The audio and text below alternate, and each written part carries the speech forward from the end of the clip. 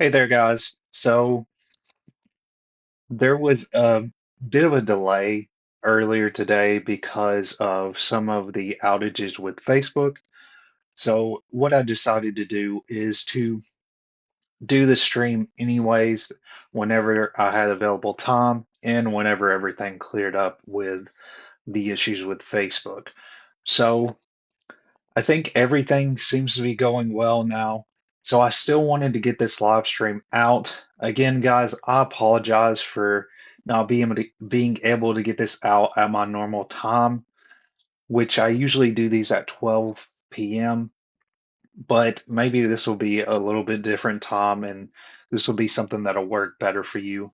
So what we're going to do, of course, is discuss core-based workouts and talk about core strength as well as how a functional core plays into your workout routine and how it can be beneficial to include in your overall workout routine. So that's what we're going to be going over today in this live stream.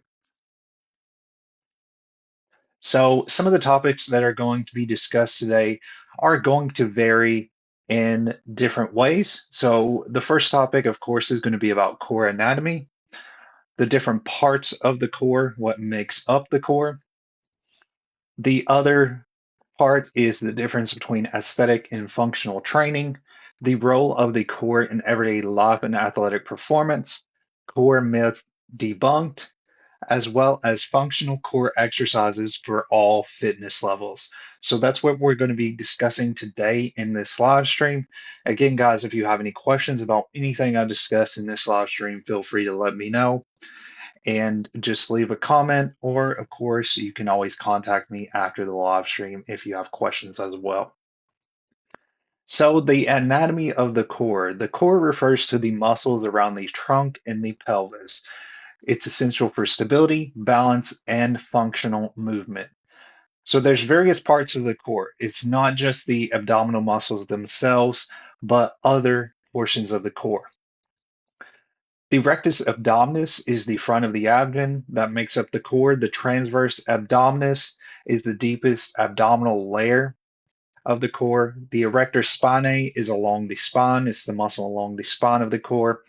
And then the pelvic floor muscles are supporting internal organs and contribute to core stability. So it's again not just about the abdominal muscles, but there are various other muscles that make up the portions of the core. So keep that in mind that there's many factors that you need to be aware of when it comes to engaging the core and using the core in various workouts. So one thing I do want to mention is that the core is not just about looks itself, of course.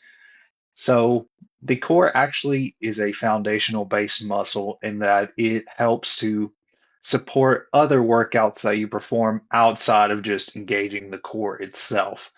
Um, for example, if you're doing a workout that may require a little bit of stability, such as if you're doing like a standing based workout, maybe you're doing a standing shoulder press, it's important to engage your core in that workout because it helps to keep you stable. So you may be targeting the shoulders, of course, but at the same time, you have to engage your core so that your body is stable throughout the duration of that workout.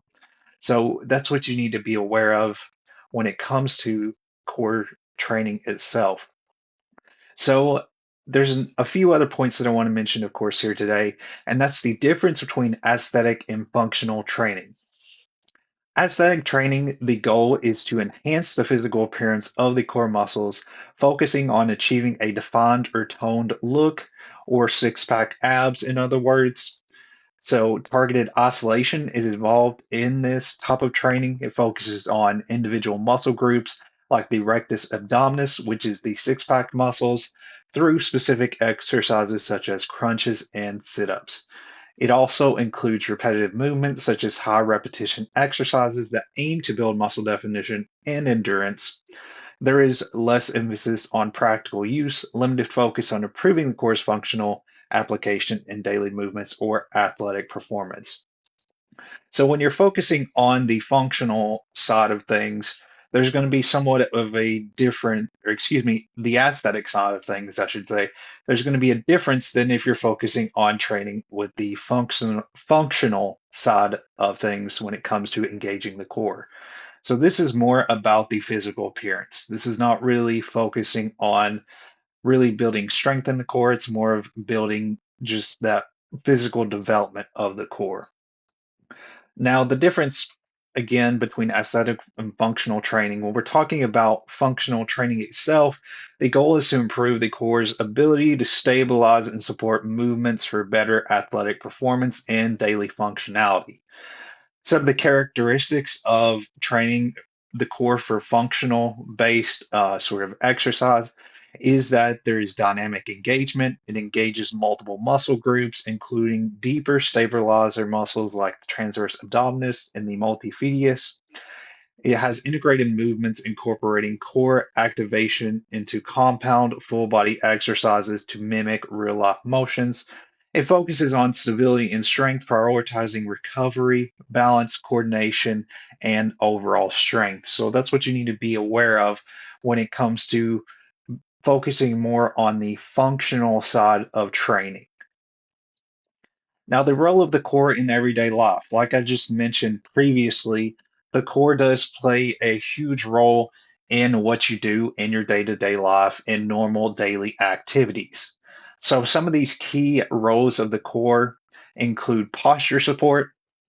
The core itself helps to keep your spine aligned and reduces slouching, prevents back and neck pain caused by poor posture, balance and stability, stabilizes the body during standing, walking, or uneven terrain, and it reduces the risk of falls or trips. It also helps with injury prevention. So the core itself is protecting the spine and is preventing strain during lifting or bending. It also distributes stress evenly across the body. Another thing that the core helps with in daily life includes enhanced mobility. So it enables smoother movements for tasks like reaching or bending, and it supports functional strength in daily life. So not only is the core going to help you with other exercises that you are not necessarily targeting the core, such as maybe upper body workouts or lower body workouts, but it's also helping you to perform other daily activities that you do in your life, such as your work, maybe stuff that you do at home. The core helps with doing those tasks as well. So that's something important that you need to be aware of. So the next point here is I'm going to go over a few myths that come with the core that people may not be aware of that are not necessarily true when it comes to engaging the muscles of the core and some of the benefits that the core has. So we're going to separate fact from fiction as it relates to core training. So myth one is that core training equals abs workouts. So the reality is that the core includes multiple muscles beyond the abs, such as the obliques, the transverse abdominis, the pelvic floor muscles, as well as back muscle. So why it matters is that a functional core strength improves balance, stability, and posture. So the next myth that we need to be aware of is that you can't spot reduce belly fat. So what I want to sort of mention here is that spot reduction is a myth that is not only isolated specifically to talking about the core, but other workouts in general. So, for example, when we're talking about, you know, the way that I would describe this is like if you're wanting to sort of lose fat in a specific part of the body, you would basically focus on targeting that specific muscle itself and nothing else. And that's basically what spot reduction is. And that in itself, you need to understand is not beneficial. So the reality is that fat loss occurs through overall calorie burn, not localized exercises. So core workouts build muscle, but don't specifically burn belly fat. Pro tip, combine core training with a healthy diet and full body exercises for fat loss. So you need to still have a well-rounded routine and not just focus on engaging the muscles of the core, but also work on other muscles to have a balanced physique as well and balance muscles, because muscle imbalance does play a role too if you don't correctly engage each of the muscles that need to be engaged for a good, well-rounded routine. So a strong core automatically means visible abs. So this is myth number three. Visible abs depend on body fat percentage, which varies by diet, genetics, activity level. So you want to focus on functional strength and not aesthetics. So like what I mentioned earlier when we're talking about the difference between aesthetics and functional training, you want to focus on the functional side of things. Now, if you want more visible abs, then your diet and other factors are going to play a key role. You may need to add more cardio-based exercise in your routine to help to optimize calorie burn and things of that nature. So keep in mind that just engaging in the core itself is not going to help with, being able to visibly see those abs. You also have to keep other factors in mind when it comes to really wanting to get that visible abs and that better physique. So functional core exercises for all fitness levels. So there's various core exercises that you need to be aware of. The first one is a plank, 30 seconds to 1 minute. A plank is usually a exercise that you just hold, similar to the exercise that's pictured here. A bird dog, where you do 10 reps per side. Glute bridge, 10 to 15 reps. A side plank, 20 to 30 seconds per side. Dead bug, 10 reps per side. Russian twist, 15 to 20 reps, body weight or with a lot weight. So what you need to be aware of is that you're seeing workouts that mention being per side. So now a lot of these workouts are alternating. So with a bird dog and the dead bug, those are alternating. So you're basically extending your arms on one side and your legs extended on the other side with those workouts. And then when we're talking about like an exercise like Russian twist, that's another exercise where you sort of alternate from side to side. So a lot of those workouts that are more alternating based are going to focus on the obliques, which is the side portion of the abdominal muscles. So keep that in mind. But there's many different core workouts that you can include in your routine for a good, routine focusing on that functional training and strength for the core.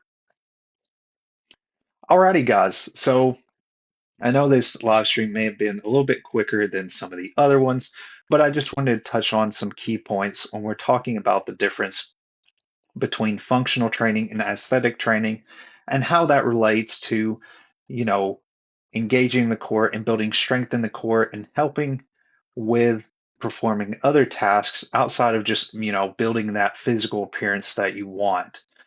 So keep that in mind. There's so many other things that I can mention when it talks about core training, but I just wanted to touch on some of the basics, touch on the myths that are related to core training and things of that nature. So thank you guys for taking the time to watch this. I apologize that this live stream is coming out later than usual, but again, there were issues with Facebook, so that was the reasoning. But this live stream will be posted to YouTube, so you can check it out there. And of course, it's going to be here on Facebook as well. So if you have any questions about anything related to this live stream or online coaching in general, you can reach out to me and send me a message here on Facebook.